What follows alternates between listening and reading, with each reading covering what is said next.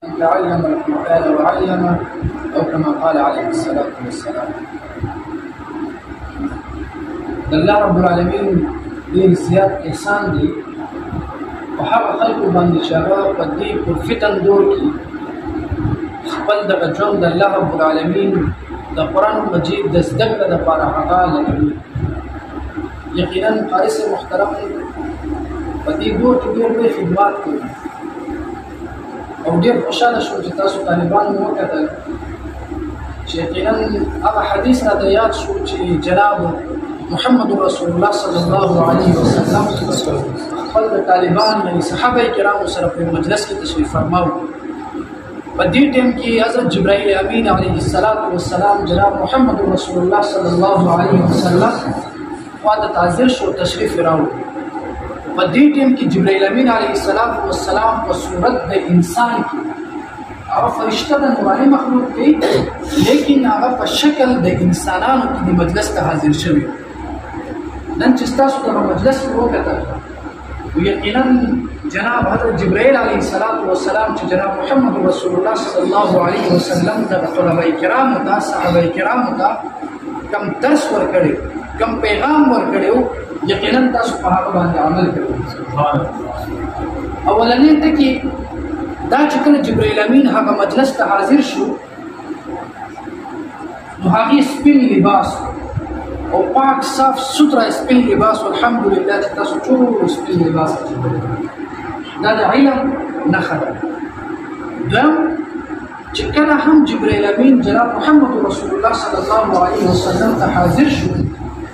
او مخې ته کېناستو د کېناستو دغه مونږ چې کوم طریقه باندې ناستې دا طریقه اختیار نه کړه بلکې په کوم هیئت او په کوم شکل او په کوم طریقه باندې تاسو دلته تشریف فرمایئ جبرائیل امین په دغه طریقه باندې محمد رسول الله صلی الله علیه وسلم مخې ته تشریف فرمایي. نو اول خو هغه تربیت د استاد قارئ محترم تاسو ته درکړه چې تاسو لباس د جبرائیل امین د لباس باندې کې جوړ کړی چې دا د علم لباس دی او جناب محمد رسول الله صلی الله علیه وسلم په دې باندې د واقعیت او د الله ته د ټول لباسونو بهترین او خوښ لباس هغه سپین لباس دی. دویم دا ناسته دا طریقه دا د انسان د پوره تربیت هغه اظهار کوي چې کله هم تاسو ګورئ چې هلته کالج او یونیورسټي والا خلک چې هغه دنیا لوی تعلیم یافته خلک لیکن هغه خلکو کې ادب او احترام نه وي. هغه خلکو کې صلاحیت خو ډېر زیات وي مال دولت هم ډېر زیات وي لیکن هغه خلکو کې ادب نه وي له دې وجې نه هغه دغه دنیا کې هم اکثر د ډپریشن شکار شي او دغه دنیا کې اکثر خودکشي وکړي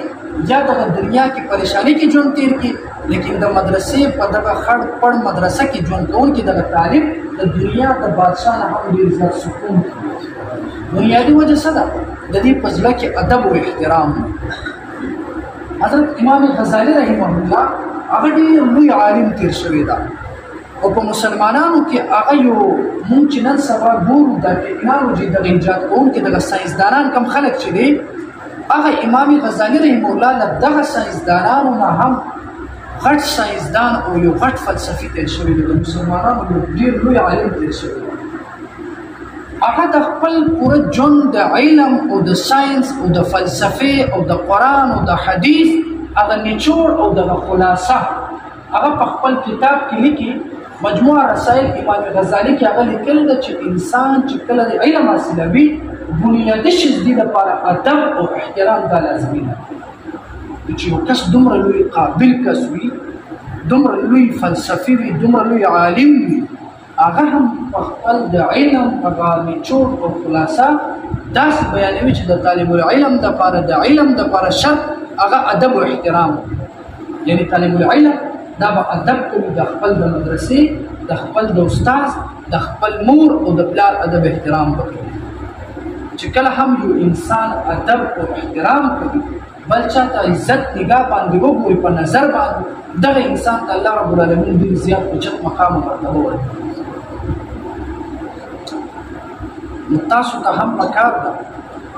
چې د ادب دغه ماده کوم چې اوس تاسو ته شته د ادب دغه عادت چې اوس تاسو کې موندلی کېږي الله رب العالمین دې تاسو ته توفیق ورکړي چې تر آخري عمر پورې دغه شان د ادب مظاهره کولو توفیق راکړي. والله دې ستاسو په شان موږ هم جوړ کړي چې موږ هم دغه شان د ادب ماده په ځان کې پیدا کړو. نو ادب ته ډېر زیات انتهایي لازمي شي زده.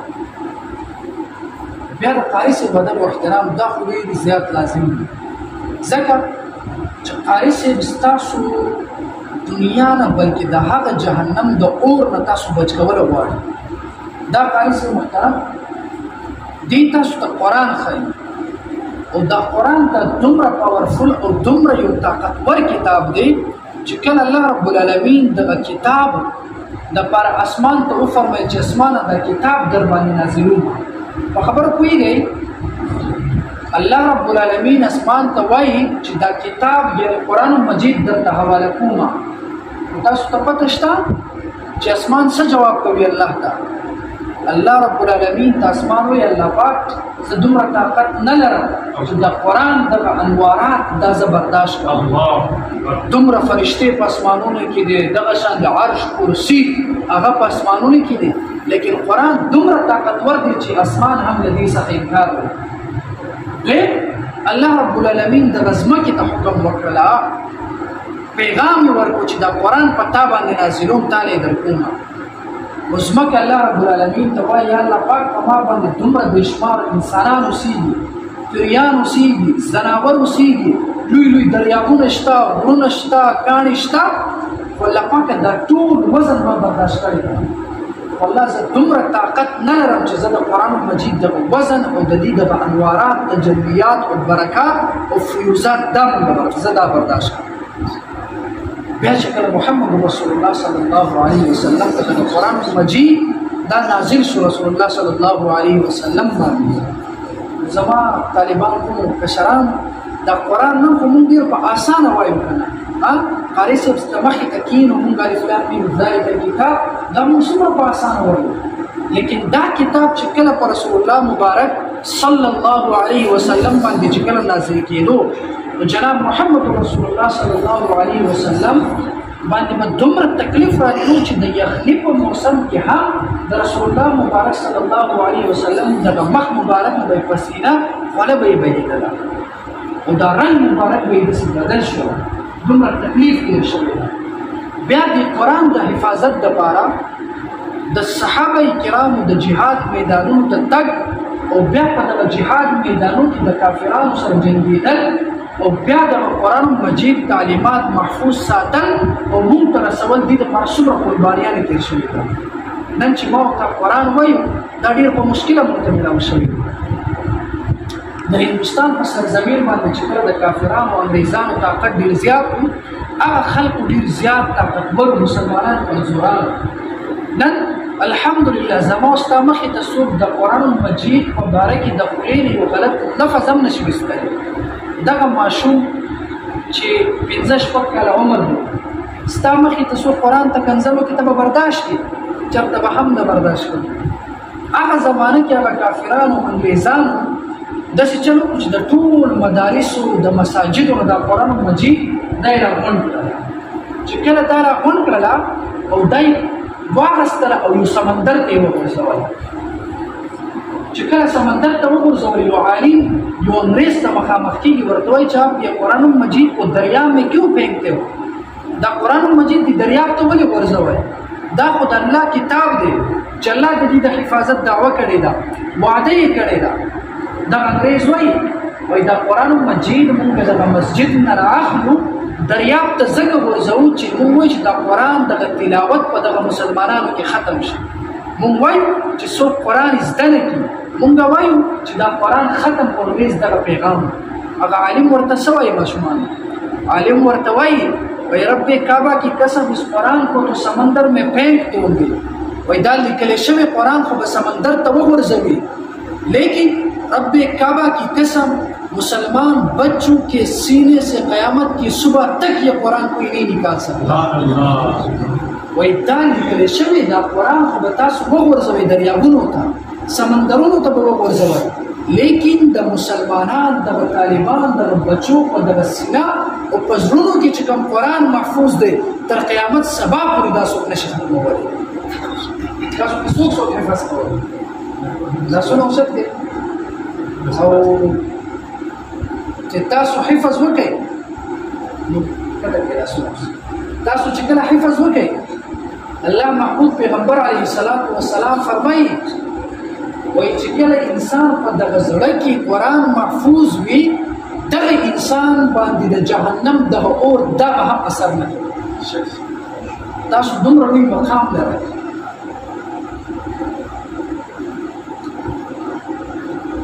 تفسیر بیزاوی یو کتاب دی یو تفسیر دی هغه کې یو روایت دی په فضایل کې بیانول ټیک دی وایي الله رب العالمین دا ډېر زیات غوسه او الله رب العالمین دغه فرشتو ته حکم کوي امر به کوي چې لاړ شي دغه ټول کلي ښار دا تباه او برباد کړي دغه خلک هلاک کړي دغه فرشتې به راشي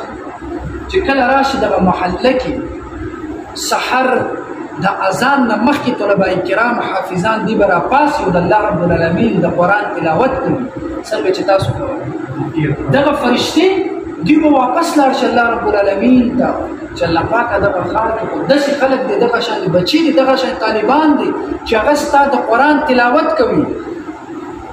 ستا د قرآن تلاوت کوي الله رب العالمین دغه ماشومان دغه حافظان دغه بچو دغه تلاوت له برکته دغه ټول کلي باندې دغه عذاب نازل نه کړي بلکې ستاسو له برکت نه دغه کلي ټول د عذاب نه بچ شي ستاسو دومره لوی مقام بیا تاسو وګورئ موږ ته خو نه ښکاري تاسو ماشومان دي تاسو په دې باندې که لوی هم شي بیا هم چاته نه ښکاري خو ستاسو مقام او مرتبه دا د لوی لوی افسران لوی لوی مالدار خلکو نه هم ډېر اوچت ولې تاسو چې کله په دغه ځمکه باندې ګرځئ تاسو ته پته شته چې تاسو د فرشتو په دغه وزرو باندې ګرځئ دا نه ښکاري ستاسو دومره لوی مقام دی یو طالب هغې چې کله د رسول الله مبارک دغه حدیث واورېدل چې بای دا طالب د فرشتو په وزرو باندې ګرځي هغه وایي دا څنګه ممکن دی چې طالب به وي او فرشتې به ورته وزرې غوځي اچولې یو طالب په دې باندې ګرځي هغې داسې چل وکړو چې په خپل دې سبلو کې سپلې بوټان په دې کې میخونه فټ کړله وایي زه چې کوم چې آیا رښتیا دا فرشتې وزرې اچوي طالبانو ته خروي هغې چې کله په دغه سپلو په بوټانو کې میخونه کېښودله چې بیا په لاره باندې ګرځېدله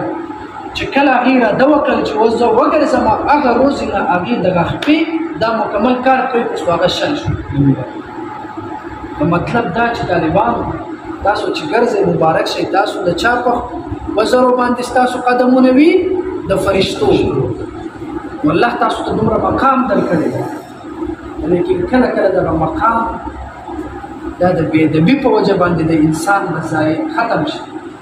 د بېادبي په وجه باندې دغه مقام دا خبره به هم یاد ولرئ چې دومره به فخر هم نه کوئ چې بی زه طالب یم چې زما د خپو لاندې فرشتې وزرې اچوي نو زه به د مور پلار قدر نه کوم داسې چرته ونه کوي د مور پلار ادب دا بنیادي شیز دی ځکه چې د مور د قدم لاندې څه شی وي تاسو چې دا قرآن وایئ دا زده کړه کوئ د قرآن دا د څه دپاره کوئ د الله رضا دپاره او چېرته تلو دپاره او جنت کوم ځای کې وي د مور د قدمونو لاندې چې مور درنه راضي نه وي خوشحاله دې درنه مور نه وي او مور دې خفه کړله بیا ستا دغه حفظ کول تا جنت ته نشي بوتللی او که ته محنت وکړي کوشش وکړي او حفظ هم ونه کړي او په نیم لاره کې وفات شي خو مور درنه راضي وي بیا هم ته جنت ته تللی شي او تا له لوی عالم جوړ شي خو چې مور درنه خفه بیا جنت ته نشي تللی اوس چې کله تاسو جنت ته تللی ځئ او جنت تاسو ته مخامخ ښکاره شي او په دې ټیم کې د جنت دغه دروازه دا بند وي نو چې بند دروازه باندې څوک دننه تللی شي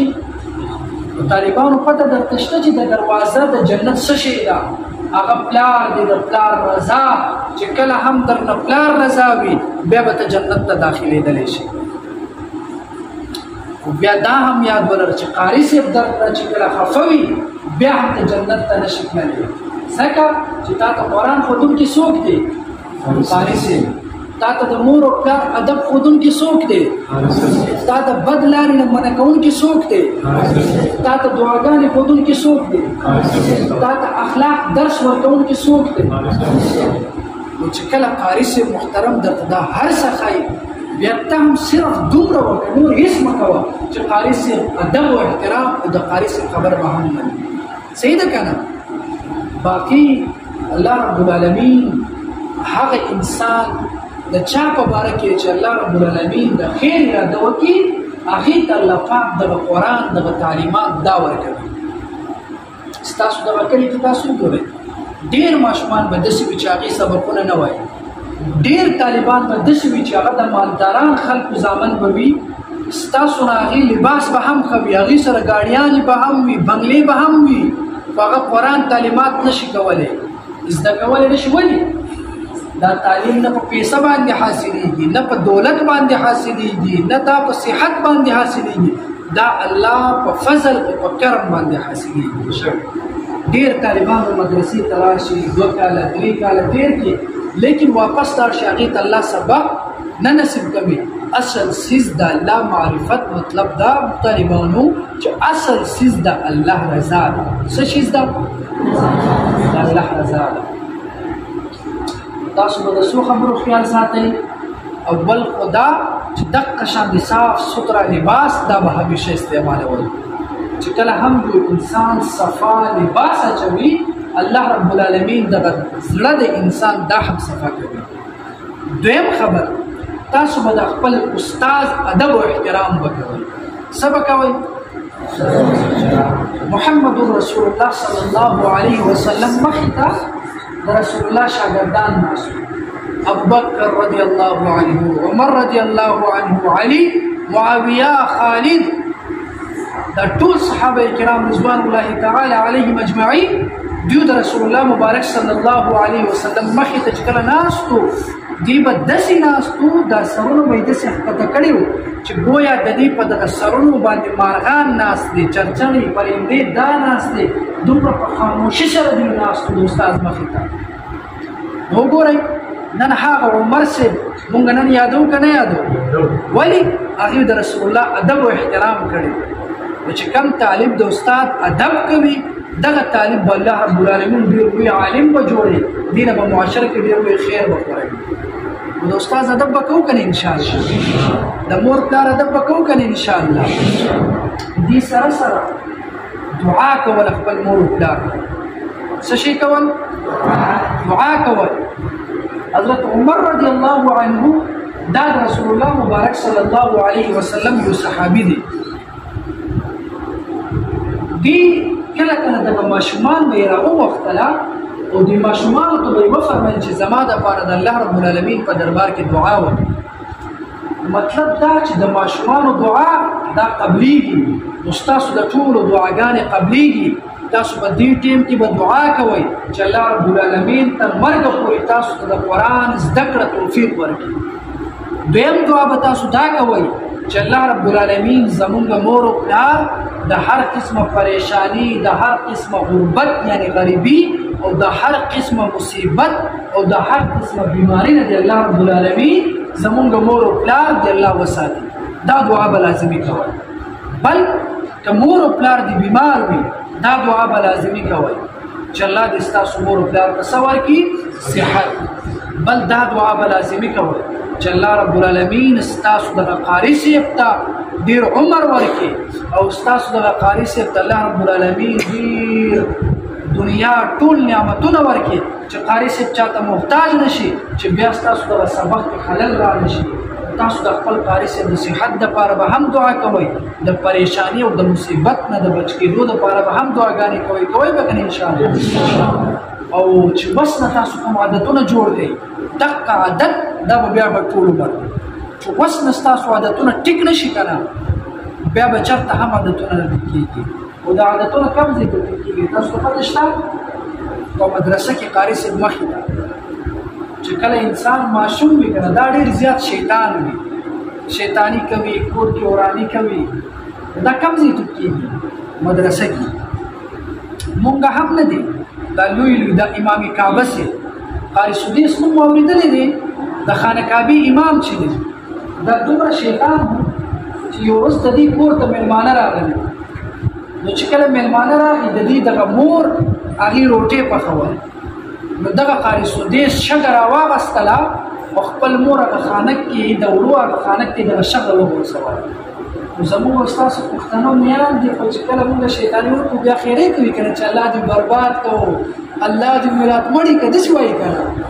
نو دا خبره به تاسو مور او پلار ته هم کوو چې چېرته خیرې ونه کوي چې شیطاني هم ماشومان وکړي بیا به هم مور ته ووایي چې څه به کوي دعا به کوي نو قاری سدیس دغه مور دغه ټیم کې خپل دغه بچي په حق دعا کوي وایي دغه شیطاني دې الله درنه ختم کړي او د خانقابې امام دې الله درنه جوړ کړي هغه وګورئ د مور او پلار دغه دعا قبول شو هغه نن څه جوړ شو خانقابې امام جوړ شو صحیح ده که نه نو تاسو به کور کې وایي ښه خپل مور پلار ته چې تاسو به خیرې نه کوئ بلکې دعاګانې وکړئ زه هم چې کله ماشوم وم زه هم ډېر زیات شیطان ما هم کلي کې ډېر جګړې کوه رښتیا وایم ښه روزانه به زمونږ کور ته نه دی زمونږ ګاونډیانو 3-4 زنانه به زما مور خواله راتلې او زما مور ته به یې ګیله کول چې دا ماشوم پوهېږي که زمونږ ماشومانو سره جګړې کوي صحیح ده مور زما په حق کې دعا وکړله پلار زما په حق کې دعا وکړله مدرسې ته رالم مولیانو طالبانو قاریانو زما تربیت وکړله اوس مې په سر پګړې دی او تاسو ته دا حدیث وایم دا ټول د څه شي برکت دی د قاري صاحب د تربیت برکت دی د څه برکت دی د قاري صاحب د تربیت او د مور او پلار د دعا برکت نو کوشش وکړئ چې د مور او پلار دعاګانې واخلئ قاري صاحب خفه کوئ نو چې کله قاري صاحب خفه کوي که نه بیا قاري صاحب خو ډېر ناروا وهل کوي وهل کوي قاري صاحب ستاسو قاري صاحب ډېر ښه دی تاسو ته پته شته زه یو ځل مدرسې ته لاړم هلته زمونږ سوات کې یو مدرسه وه هلته چې کله زه مدرسې ته لاړم زما دوه وروڼو هلته سبقونه وي نو هلته چې کوم قاري صاحب و چا چې سبق نه و یاد کړی نو هغه قاري صاحب به داسې چل وکړو چې دا ماشوم نه دی دا به مکمل داسې اوچت کړو د ځمکې ته به یې راوغورځوله او بیا یو طالب به د ماشوم دغه دواړه لاسونه ونیول بل طالب به د ماشوم دغه دواړه خپې ونیول د طالب نه به جاز جوړول او قاري صاحب به وهل کول داسې قاریانو ستاسو قاري صاحب خو داسې نه کوي که نه نو چې تاسو سبقونه یادوئ تاسو د قاري صاحب خبره منئ ادب احترام کوئ نو الله به تاسو ته علم هم درکوي حفظ دغه قرآن دغه حفظ کولو توفیق به هم درکوي او الله به هم تاسو نه راضي کېږي توبه کوي انشاءالله او بیا چې کوم طالب ته سبق نه یادېږي د مانځه نه پس د فرض دغه مانځه نه پس دا لاس په دې سر باندې کېښودل او یو لسکرته یا قوي یا قوي یا قوي دا ووایي انشاءالله تعالی ستاسو دغه ذهنونه دا به کولاو شي صحیح ده که نه او دویم چې چاته سبق نه یادېږي د شپې 2 رکعته به تاسو نفل کوئ هغې نه پس به د الله رب العالمین ته به لاسونه اوچت کې دعا به کوئ وایي الله پاکه دغه مدرسې ته خو زه رالم که ستا د قرآن زده کولو دپاره مدرسه کې مې داخله اخیستې دی که نه الله پاکه دغه ذهن دغه قوت ورکول دغه یاداشت مضبوط کول الله پاکه ستا په دربار کې دی بل څوک نشي ورکولی الله پاکه زما دومره توفیق و چې زه رالم دغه مسجد ته قرآن زده کولو دپاره اوس دغه عقل ورکول قابلیت ورکول الله پاکه دا ستا په لاس کې دی او تا نه بغیر بل څوک نشته چې زه عقل واخلم صرف ته یې چې عقل راکولی شي قابلیت راکولی شي الله ته ماته عقل او قابلیت راکړي کوي به که نه انشاءالله تاسو بیا وګورئ انشاءالله دا دماغ نه دی دا به سم کمپیوټر وي ښه او ذکر به کوئ دعاګانې به کوئ او ما ته به هم دعاګانې کوئ صحیح ده که نه ستاسو دعاګانې قبلېږي ښه ما ته به دعاګانې وکړئ چې الله رب العالمین بیماریانې ختم کړي زما زه بیمار هم یم ښه او دعا وکړئ چې الله تعالی تر مرګه پورې ما ته هم په دغه قرآن باندې د عمل کولو او د زده کړو دغه